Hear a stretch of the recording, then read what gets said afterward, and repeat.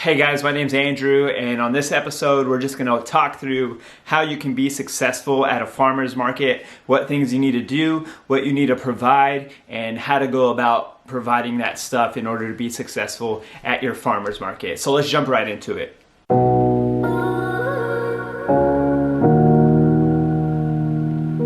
So a recent question that we received on our YouTube channel was, how do you get to be involved in your local farmer's market? So for us personally, we were driving home from work one day and we happened to see a bunch of tents set up outside of a business in the middle of downtown where we live. And we were curious and we drove by, we kind of peeked in a little bit and noticed that there wasn't any candle companies that were involved in that farmer's market.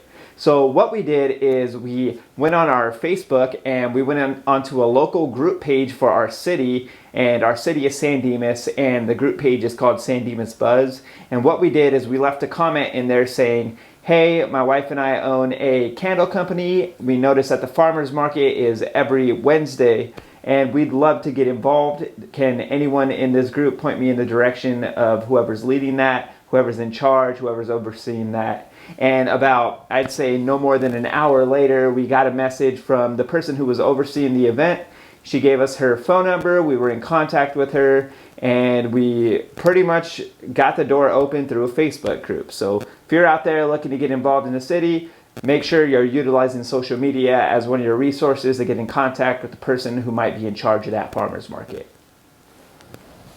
So another question is, what do you need in order to be involved with the farmer's market? So for this particular farmer's market, you need a seller's permit. So a seller's permit is a document that you would get from your city. It's very easy to attain. You just go to your local, I think you can also do it online as well. I forget the name of the website, but you could just Google seller's permit, how to sign up. It'll redirect you to the page. You just sign up a couple forms. I think there's a small fee, and to be honest with you, I don't know what the charge is off the top of my head, but it's not an outstanding amount.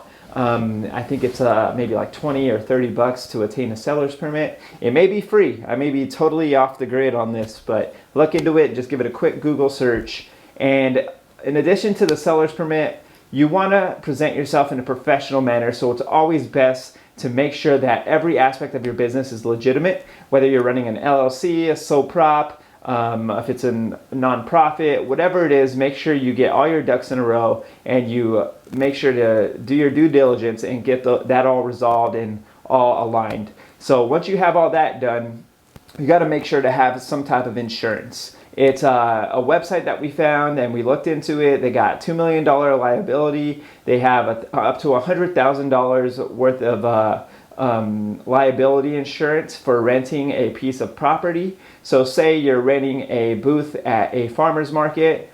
That booth that you rent is insured up to $100,000. Depending on the market that you're attending, if it's a bigger market, if it's a market that's governed or owned by a corporation or a company, you might need up to $300,000 worth. So another question that someone had asked us is, what kind of a canopy do I need? That depends on the market that you're in. So if your farmer's market requires you to have a fire retardant OSHA certified canopy, well, you need one of those canopies. Some markets are less strict on the type of canopy that you do have, so you could get any old canopy, whether it's on Amazon or you get it at your local Walmart or Costco or Sam's Club or Target. Some markets are less strict on the type of canopy that you do need, but other farmers markets do require you to have a fire retardant and an OSHA certified canopy. Look into it, contact the overseer of the particular market that you're looking to join. Ask them if there's any requirements when it comes to the canopy. Making sure to have all this cleared up before you make any purchases would be the smart thing to do. You don't want to go out and buy a canopy and then come to find out that the farmer's market that you're working with requires you to have a certain type of canopy. So make sure you're doing your due diligence there, reaching out to the person that's overseeing the farmer's market to make sure to get all that cleared up. Also, you want to make sure that you're contacting the person who's in charge, asking them if they are going to be providing power. Because if they're not going to be providing power and the event is in the evening time and it's dark outside, you're going to need some type of lighting to light up your product, to light up your tent. And if the farmer's market does not provide power, that's going to be a bit of a challenge. there is a resource that you can look into on Amazon. I know they provide a little power station that lasts up to 2 days, and it's super light, super easy to transport. I could put the link to that in the description box below if any of you want to look into it. We use it for some of the farmers markets that we are a part of, or any events, and we've never had an issue. It charges up pretty fast and it lasts a really long time. I'll go ahead and put that link down there, but it's always smart to connect with the overseer of the farmers market to clear that thing up. So if you got to know if they're gonna be providing power, because if they're not, you got to make sure that you're bringing some type of generator or some type of battery pack. All right, so another way that you can make these farmers markets successful is, remember, there's tons of competition out there. There's tons of other businesses that are a part of the farmers market. So how are you going to stand out, right? So typically, what I've noticed during our farmers markets is there's companies that have been there for a very long time, so they're kind of stuck in their ways. Some of them aren't. Some of them are go-getters. They're very friendly, outgoing, extroverted, and other companies are more introverted, more to themselves, more quiet. For us, my wife and I, me being the extrovert, her being the introvert, she has really stepped her game up and come out of her shell. I'm so proud of her. Whenever we set up our tent and we are watching customers pass us, we make sure to recognize everybody, to make them feel like they're noticed, to make them feel like they're welcomed here, inviting them over to our booth, asking them, hey, would you like to smell some of our candles today? And every person that walks by, we greet them with a smile, make eye contact, and welcome them to our booth. This has helped us tremendously boost sales. There's been times where somebody's walking by really fast and I catch their eye and I ask them, and I smile and I ask them, hey, would you like to smell some candles? And they stop what they're doing, they forget where they're going, they come to our booth, smell 1 or 2 candles, go down the line of all 14 different fragrances that we have, and they end up leaving with a candle. So this goes to show that when you're friendly, when you're outgoing, when you're smiling, when you're ready to receive customers, that they're more inclined to connect with you and to buy from your booth, because they love to buy from people who are friendly and who bring light to their lives. So that's a little tip for you guys if you're looking to start a farmer's market and run the booth yourself. Another tip for success when running a farmer's market is making sure that you provide multiple ways to accept payments. So whether you're doing credit card, whether you're doing Apple Pay, whether you're doing cash, whether you're doing any other type, Venmo, maybe you're doing Zelle, I don't know what you're doing, but making sure to offer many different types of payment systems. So if somebody comes up and says, hey, I want to pay half on cash and then half on my card, making sure that you've got the proper training down so that you know how to do that with your POS system. Or if somebody wants to pay half on the card and then half on, or a quarter on cash and the rest on that Venmo, making sure that you're securing all the monies and making sure that it's all there and you have a system to go ahead and implement so that they can, a customer can go ahead and do that if they have to. Making sure that you have all your ducks in a line, making sure you're providing as many payment methods possible for your customers will provide an opportunity for you to capture that sale. So when it comes to growing your business in the farmer's market, what you got to do is make sure that you are consistent all around. I know my wife and I, we are part of many different farmers markets and we're looking to expand to another one. Problem is with that next one that we're applying for, it lands on the same day as another one of our farmers markets. So what we're currently doing is hiring. So what we'll do is we'll bring in somebody from the outside and we'll train them every day. We'll say, okay, this is how you deal with customers. This is how you lead them to the candles. This is how you walk them through each product. This is how you tell the story behind the company. And this is how you ring people up, provide change, check counterfeit bills, making sure to get them all caught up with how the system works, making sure to maybe having like maybe 5 weeks in a row where they come through and they just do training, and they learn how to lead a booth by themselves. So making sure you're bringing the people in, making sure you're training them efficiently. As a leader and owner of your company, your responsibility is to your employees, making sure that they know how to treat the customers with 100% satisfaction. So as a business owner, if you're one of those out there and you're looking to hire, make sure that you're investing your time and your priority into your employees, because without your employees, there will be no customers, and without any customers, there will be no company. So making sure you're investing in the employees, and once you get the right fit for the right booth, then you can go ahead and expand with another tent at another market at the same time. Recruiting is everything, making sure you got the right person, and I believe that when that moment comes for you, God will provide that person for you.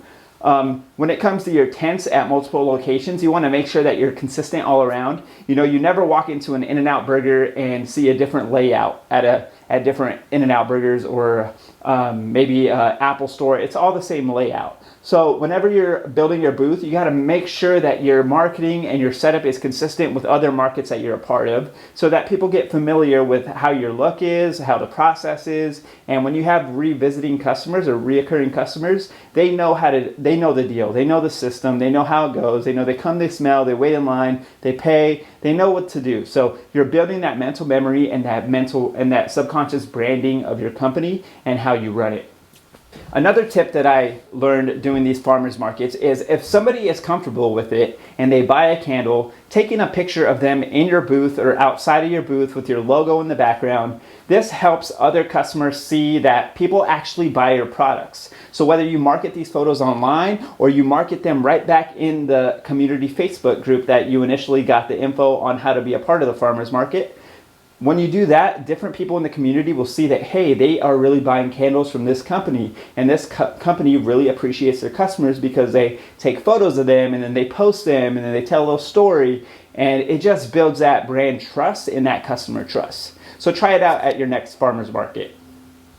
I'd say the biggest challenge when it comes to farmers markets is the setup. So getting there at a decent time so that you'll have enough time to set up your booth easily, conveniently, and without any stress. Because the killer of passion is stress, if you ask me. So the more you minimize the stress, the more inclined you are to be successful throughout the day. Because you don't want to start off your day stressed out because you're barely making it on time to set everything up, and then finally when the doors open and people start coming, you're in the state of mind that's kind of funky, that's kind of like stressed out and all over the place.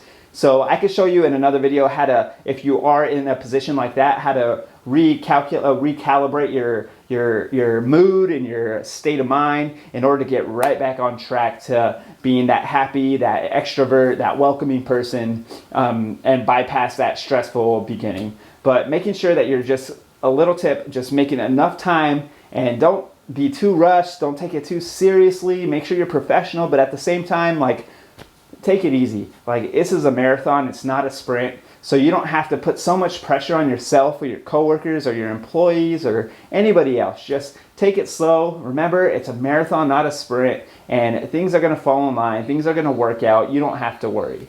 Hope this helps. When it comes to bringing enough inventory, what we like to do is we like to bring, of our top selling candle, maybe at least 10 of them. At least 10.